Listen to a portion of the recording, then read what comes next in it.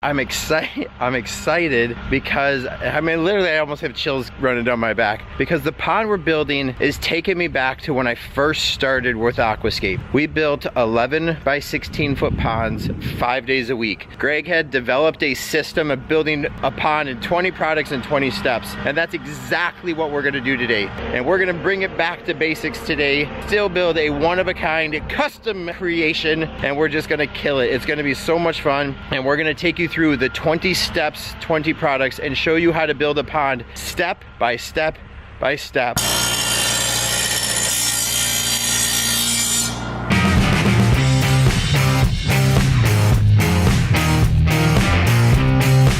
Hey, good morning everybody, it's Brian with Team Aquascape. We are building a pond that I sold probably 5-6 months ago, and it's gonna be awesome. When I first started with Aquascape, every pond was about this size. This is a pond I literally built 500 times in my life, and we haven't done this in what feels like over 2 years. Everything we've been building lately is large and unique and different, and we're gonna bring it back to basics today. I've got myself and 4 other guys, and we're gonna take you through the 20 steps, 20 products, and show you how to build a pond, hopefully inspiring you guys to do the same in your backyard.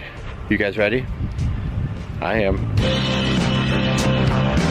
I would say this, and this isn't even one part of the steps, but if you're gonna build a pond in one day, the most important thing is to have all of your product on site when you're ready to do it. If this rock were to show up at noon, our 1 day pond now turns into a 2 day pond. So we've got our cobbles, we have Moose, our Illinois brick driver, dumping the cobbles. The reason I love using them is they put them in these great roll-off things, keeping all of our rock nice and clean. So it makes it super easy for us just to kind of move that rock right to the backyard. The rest of the crew's showing up here pretty soon. We're gonna put down a plywood path, get to the backyard over here, and then step 1 is, all right guys, step 1, mark out the pond. Now this is so important. I want to mark out this pond right away because as the guys start bringing back all the materials, our biofalls, our skimmer, our liner, our pumps, the wheelbarrows, the shovels and everything, as soon as they get back here, they're going to be excited to start digging. So I need to get this pond marked out right away. So we're building roughly a 10 by 15 foot pond.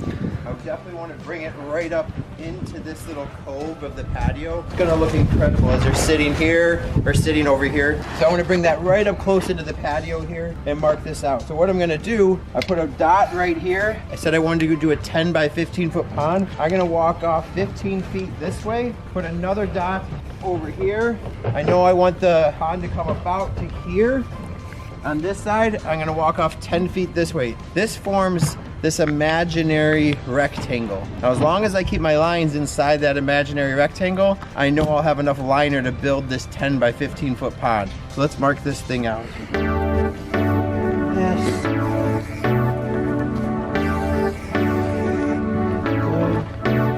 Love it. So that's step 1, mark out the pond. Next thing I want to do is place my filters. I want that skimmer box to kind of sit back behind this arborvitae. If I can bring that skimmer box back behind this arborvitae, it's not such a focal point from inside the house. The next thing I want to do is set my biofalls. Now that one's really important. So I set my biofalls, and like every pond we do, the biofalls is going to be positioned in an area where I can see it from inside the house. And if you look that way, there's the kitchen table area by the sliding glass door, and then a kitchen window over there. So I want to face it that way. So I'm going to drop this in. Now this is why it's so important. Set this thing right away so all the soil you generate from the pond can be used to bury this thing and bury the plumbing. So hold on and I'll show you how to do that. I was second guessing myself.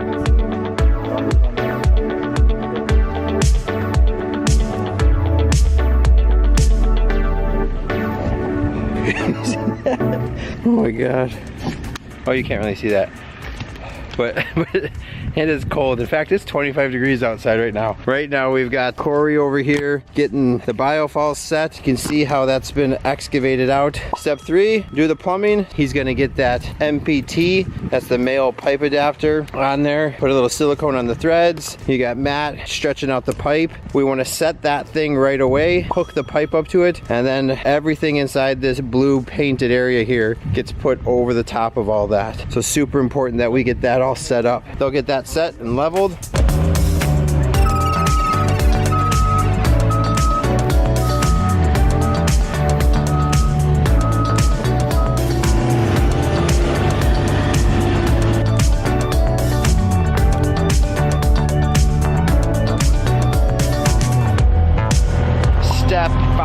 excavating the pond.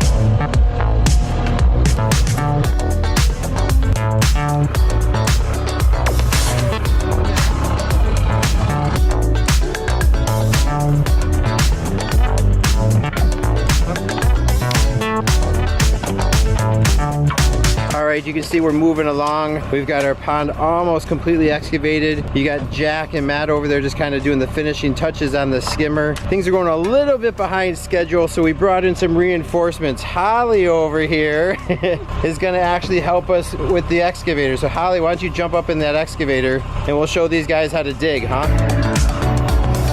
So Holly, what I usually do is just push this button. Wait, no, don't push it yet, okay? When you want them to dig faster, you push the button, okay? Ready? Go. Yep, push it down. Yeah, there you go. One more time. Go ahead. One more time, Holly. There you go. Done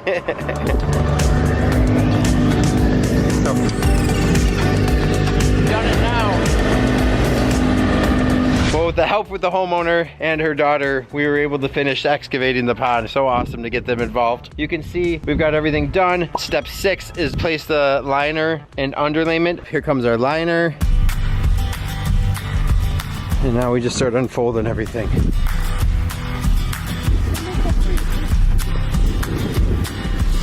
You know what though? If we twist it, we should be able to get it, right? It looks like it. So what we're talking about is you've got a corner here and a corner there. We've definitely got enough up towards the patio, so if we twist this liner and get this corner up to there, it gets us a little longer. So if we twist it, we can get one piece of liner to go all the way to the biofalls, and then all the way, I think you twisted a little too far, but let's see. You got plenty over there still? Pull that fold out, please. Now it made it all the way to here and all the way back to there. Now this will be super close. I still don't know if we'll get it all the way because as we backfill in here, that corner is gonna come down, but I still like it better. So we'll give it a shot. Install the fabric and underlayment. Right after that, one guy pulled off and went over to hook up the skimmer. So he actually sealed up the whole skimmer. There's actually a whole YouTube video on how to do that if you ever wanna check the links down below. All of our rock was delivered. This is where we talked earlier about how important it is to have that rock here at the right time. If that rock wasn't here, we would literally have nothing to do right now. So here's our rock pile. Our rocks are always delivered out here on the street. So we have about 6 tons of boulders here, a mixture of 12 to 18s, 18 to 24s. So step number 9 is to rock in the pond. We've got most of the pond rocked in. We should always start rocking in the pond from the bottom, then up to the top, getting most of it rocked in. Then before we put the rest of the gravel down, we start installing the underwater lights. We want to put those in before we get all the gravel in the pond. The main reason we want to do that is we want to use the gravel, our pond mix, to actually hide the cord from the light. So we got Jack and Corey down here kind of positioned in the lights. One of the key things when the placement of the lights, obviously I want all the lights pointing away from the viewing area. I don't ever want to be sitting on the patio or up here in the kitchen area and lights shining back at us. They can be quite blinding. A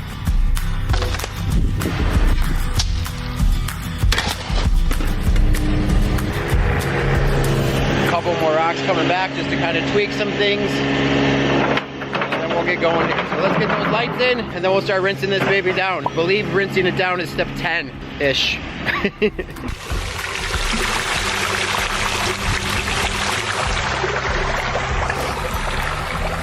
All right, so we're just rinsing this down, doing some final touches on the sides. We'll get this thing rinsed down and it's lunchtime. So we just basically come in and we pump this out till it pumps out relatively clear, but we're right there. This is such a crucial point at the project because during lunchtime, we actually want to be achieving something. And what we're achieving is the pond filling up with water. If we can have this thing filled shortly after lunchtime, then we can properly do all of our edges, which makes it so much easier.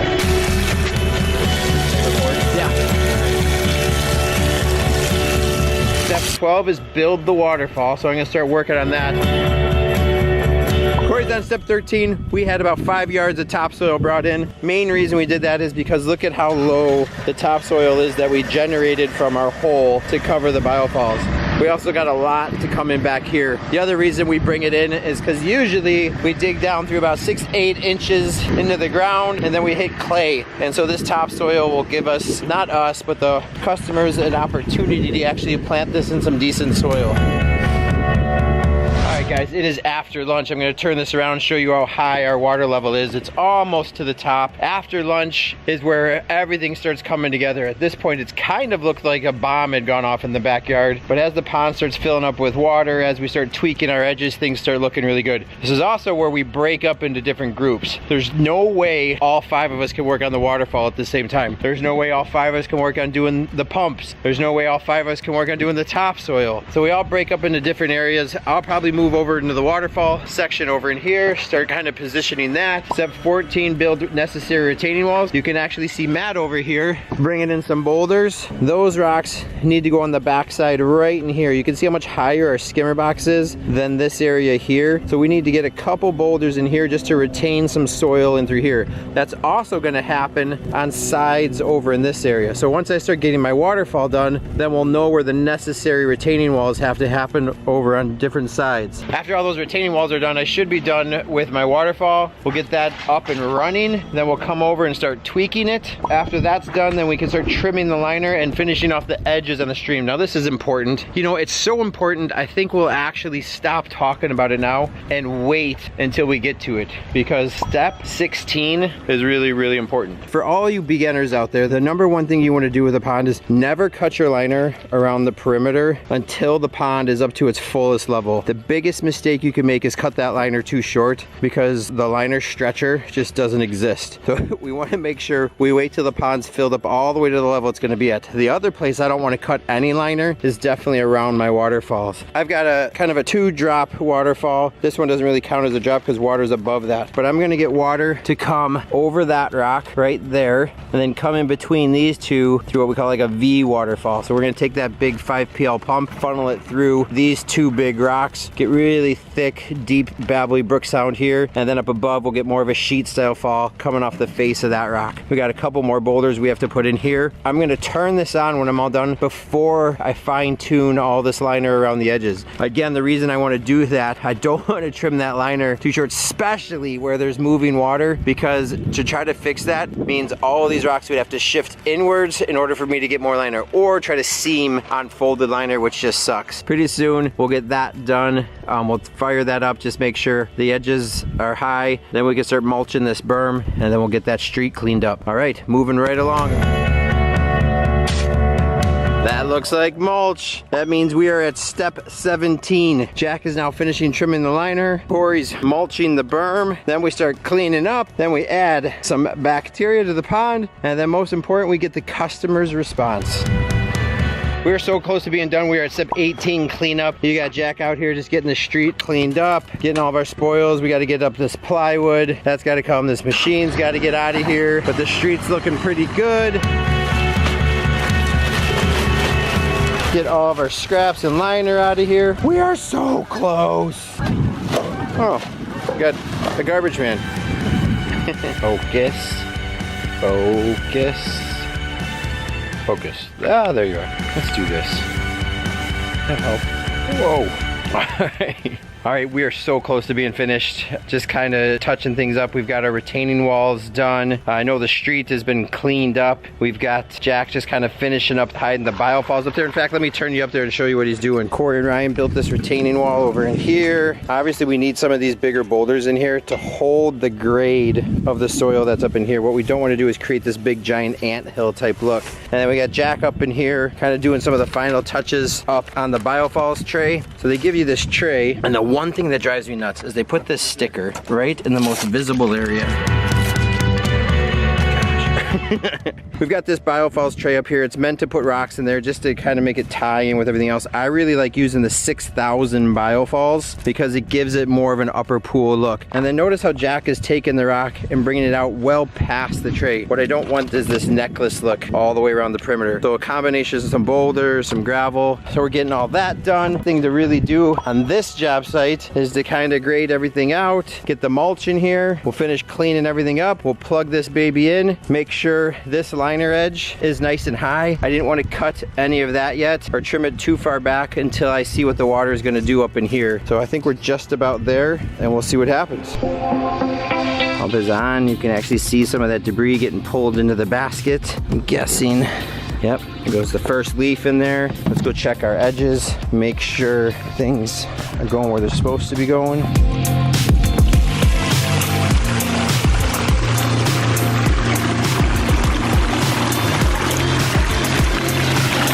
Getting really close right in here. So even though it's okay, I still want to double check it. What I don't want to do is come back a year from now and then this is too low. So we'll get this built up a little bit more and we should be all right. But everything up in here looks really good. It's got a really nice flow. Woo! Got a little cloudy.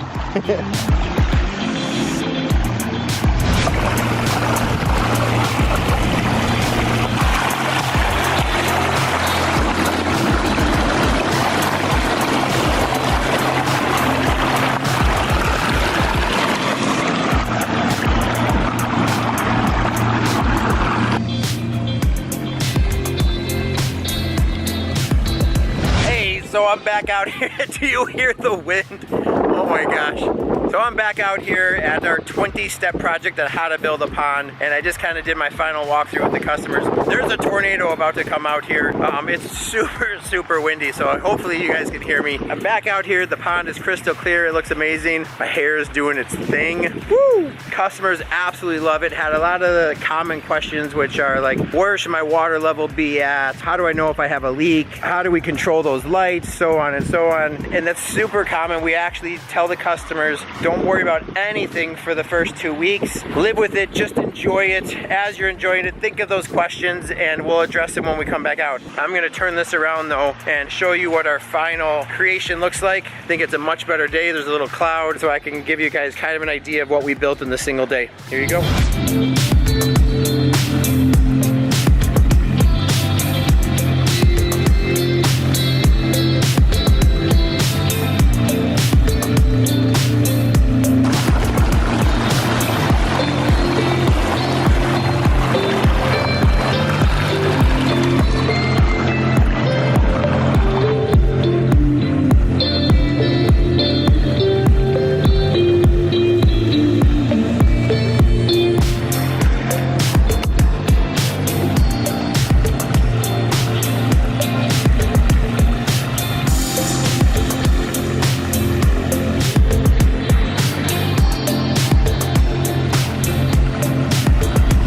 You guys enjoyed the whole process.